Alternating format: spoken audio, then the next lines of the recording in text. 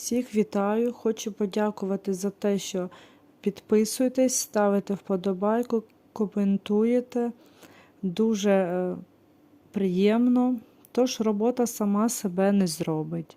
Працюємо всі гуртом, знову прийшли, зачистили, зняли підлогу, повивозили. Залишилось ще в іншій кімнаті зняти підлогу, дочистити, затерти все і кімната вже готова.